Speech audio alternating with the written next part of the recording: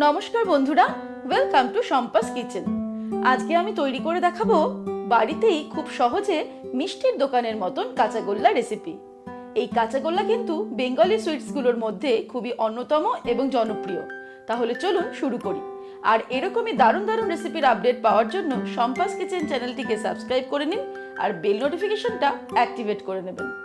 সবার প্রথমে একটা প্যানের মধ্যে আমি নিয়ে নিচ্ছি 1 লিটার পরিমাণে ফুল ফ্যাট মিল্ক।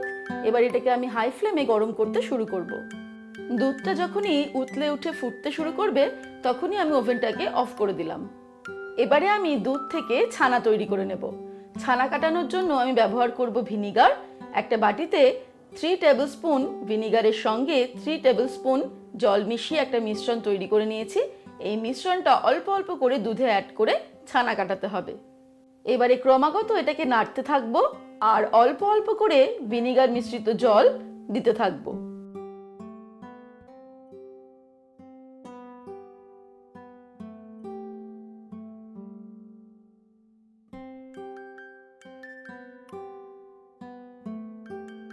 ধীরে ধীরে সম্পূর্ণ দুধটাই ছানায় পরিণত হয়েছে। এবারে ছানাটাকে জল থেকে ছেঁকে তুলে নিতে হবে। জল থেকে ছানাটাকে আলাদা করার জন্য আমি একটা পাত্রের উপরে একটা ছাঁকনি নিয়ে নিয়েছি আর তার উপরে নিয়ে নিচ্ছি শুকনো একটা সুতির পাতলা কাপড়। এবারে এর উপরে ছানাটাকে ঢেলে দিলাম।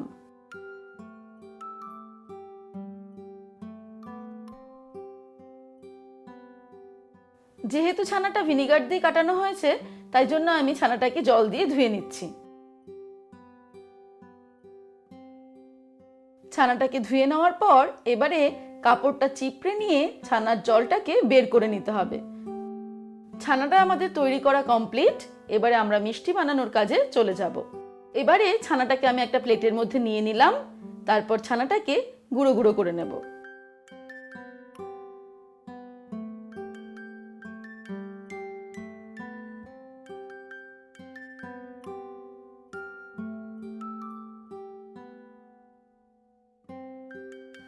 এক লিটার দুধ থেকে যে পরিমাণ ছানা হলো সেটাকে আমি দুভাগ করে তার এক ভাগ অর্থাৎ অর্ধেকটা পরিমাণ ছানা একটা বাটির মধ্যে তুলে রাখলাম। আর বাকি অর্ধেকটা ছানার মধ্যে 2 টেবিল স্পুন চিনি নিয়ে নিলাম। তারপরে ছানা আর চিনিটাকে খুব ভালো করে মিশিয়ে নিয়ে মেখে নেব।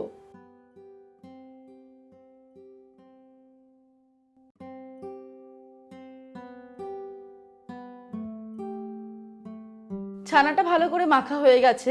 এবারে আমরা চলে যাব পরের স্টেপে। এবারে একটা প্যান গরম করে আঁচটাকে একদম লো ফ্লেমে রেখে তার মধ্যে আমি ছানাটাকে দিয়ে দিলাম। লো ফ্লেমে রেখেই এবার এটাকে আমি একটু নাড়াচাড়া করে নেব।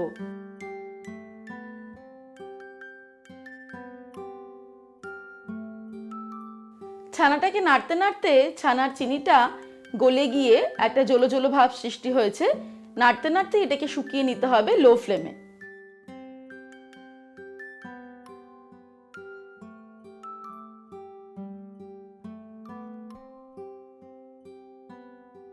এবারে ছানার জলভাবটা শুকিয়ে গেছে। আমি এর মধ্যে দিয়ে দিচ্ছি 1/4 কাপ পরিমাণে কনডেন্স মিল্ক। আবারও লো ফ্লেমে রেখেই আমাদের ছানার সঙ্গে কনডেন্স মিল্কটা নাড়তে নাড়তে ভালো করে মেশাতে মেশাতে রান্নাটা করতে হবে। কিছু সময় পর ছানা আর কনডেন্স মিল্কের মিশ্রণটা যখন শুকিয়ে কড়াই থেকে উঠে উঠে আসবে সেই সময় আমি এর মধ্যে দিয়ে দিচ্ছি 1/4 টিস্পুন এলাচের গুঁড়ো। এলাচের গুঁড়োটাকে ভালো করে মিশিয়ে নিয়েছি। এটা আমাদের একদম রেডি হয়ে গেছে। আমি ওভেনটাকে অফ করে দিয়েই চলে যাব পরের স্টেপে। এবার রেখে দেওয়া বাকি অর্ধেক ছানাটার মধ্যে এই মিশ্রণটাকে আমি ঢেলে দিলাম। এবারে মিশ্রণটা উষ্ণ গরম থাকতে থাকতেই বাকি ছানাটার সঙ্গে খুব ভালো করে মিশিয়ে নিয়ে মেখে নিতে হবে আর একটা মণ্ড তৈরি করে নেব। খুব ভালো করে আমি এটাকে মেখে নিয়েছি। এবার এই মণ্ডটা থেকে সমান পরিমাণে কতগুলো অংশ আমি আলাদা করে নেব। আমরা নিজেদের ইচ্ছে মতন কাঁচাগোল্লার সাইজটা ছোট বা বড় করে কেটে নেব। আমি এগুলোকে 10টা ভাগ করে নিয়েছি। এবার এগুলোকে বলের মতো কাঁচাগোল্লার শেপ দিয়ে দেব। এবারে গোল করে নিলেই তৈরি হয়ে গেল খুব সহজে মিষ্টির দোকানের মতন কাঁচাগোল্লা। আজকের রেসিপিটা আপনাদের কেমন লাগলো আমাকে অবশ্যই কমেন্ট সেকশনে কমেন্ট করে জানাবেন। ভালো লাগলে লাইক করবেন আর সকলের সঙ্গে শেয়ার করতে ভুলবেন না।